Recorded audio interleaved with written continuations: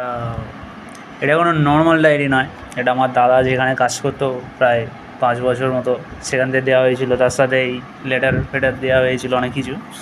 কিন্তু এই ডায়েরিটার মধ্যে সবথেকে স্পেশাল ব্যাপার হচ্ছে এই যে ওপরে মার্কগুলো, এটা প্রথমে আমরা ভেবেছিলাম ফাঙ্গাস, বাট এটা ফাঙ্গাস নয়। একটু যদি ভালোভাবে দেখা যায়, এগুলো একটা করে গাছের বীজ।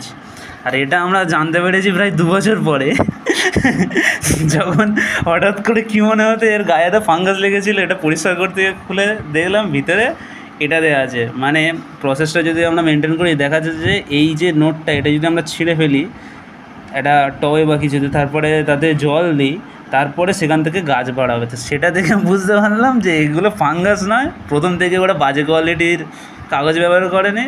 এটা পুরোপুরি গাছের বীজগুলো এর ভিতরে এমবেডেড আছে। মানে খুবই ইনোভেটিভ জিনিস। আর একটা ইনোভেটিভ জিনিস, সেটা হলো এই পেনটা। ব্যাপারটা হচ্ছে ভিতরতে প্লাস্টিক হলে ওপরে কাগজ দেওয়া আছে, ঠিক আছে, বাট পেনটার ওপরে যেটা আছে এই যে ক্যাপসুল মতো, এটা আসলে জাস্ট শো করার জন্য না, এর ওপরে কিন্তু একটা, মানে এর ভিতরে যদি দেখি ভালোভাবে, 4টে মতো বীজ আছে। ক্যামেরায় দেখা যাচ্ছে না, বাট একদিক থেকে বলতে গেলে খুব মানে একটা ভালো উদ্যোগ নেওয়া হয়েছে মানে কোম্পানি তরফ থেকে।